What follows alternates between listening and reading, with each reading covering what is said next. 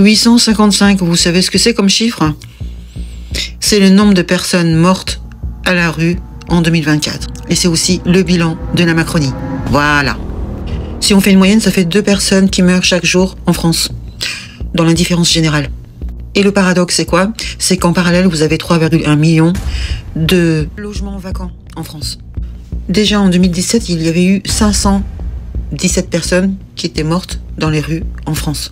Alors, si on repart du bilan de Macron qui nous avait promis en 2017 qu'il n'y aurait plus un seul SDF à la rue, vous vous rappelez, le zéro sans-abri, soi-disant. Eh bien, aujourd'hui, on a une augmentation de 40% de SDF. Et qui sont décédés. Voilà. Et comme par hasard, c'est un chiffre qui va de pair avec l'augmentation des expulsions locatives. On a plus de 58% depuis 2017 d'expulsions locatives. Et ça s'est accéléré depuis l'an passé avec cette nouvelle loi qu'ils nous ont pondue, la loi anti-locataire de Monsieur Kasbarian, lui là.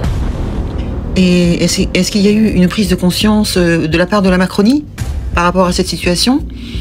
855 morts en 2024, 511 qui sont mortes en 2017, et ça n'a fait que augmenter de manière exponentielle. Est-ce que ça les touche?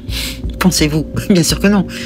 Parce que le nombre de logements publics baisse, c'est-à-dire que vous avez un nombre exponentiel de gens qui se font expulser parce qu'ils n'arrivent plus à payer leur loyer, exagérément cher, on peut le dire ça. C'est quoi ces loyers, hein? Vous avez en parallèle une baisse des constructions de logements publics. Voilà, c'est ça la Macronie. C'est ça leur bilan en fait. Et quand je pense que des gens ont revoté pour eux pour une deuxième fois, et que pour les législatives, ils ont encore gardé les mêmes personnes. C'est incroyable. Oui, c'est moins 30% de logements construits, de logements publics construits. Voilà, moins 30%. Depuis 2017, hein. Et évidemment, ça ne concerne pas juste les SDF qui ne trouvent pas de logement. Vous avez aussi les retraités qui ont une petite retraite. Vous avez aussi les étudiants. Vous avez simplement des jeunes qui ont fini leur scolarité qui ne trouvent pas non plus de logement. Formidable, hein, c'est... Voilà. Bon, alors dites-moi dans les commentaires ce que vous en pensez. Étiez-vous au courant de ce nombre de morts? Hein, c'est...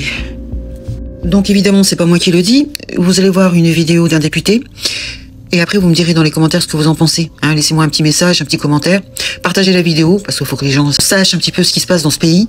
Hein, parce que des gens meurent dans le silence.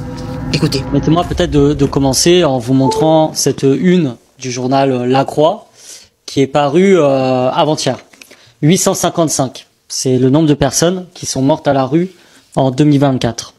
Chaque jour, ça veut dire qu'il y a plus de 2 personnes qui meurent dans notre pays parce qu'elles sont sans abri, alors qu'il compte 3,1 millions de logements qui sont vacants.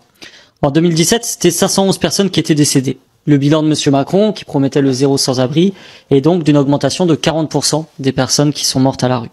Un chiffre qui va de pair avec l'augmentation du nombre d'expulsions locatives, plus 58% depuis 2017. Ça a été accéléré l'année passée avec la loi anti-locataire du triste Monsieur Kasbarian. Face à cette situation, on s'attendait à une prise de conscience de la Macronie. Car quand le nombre d'expulsés et de morts augmente, celui de la construction de logements publics, lui, baisse. Moins 30% précisément depuis 2017.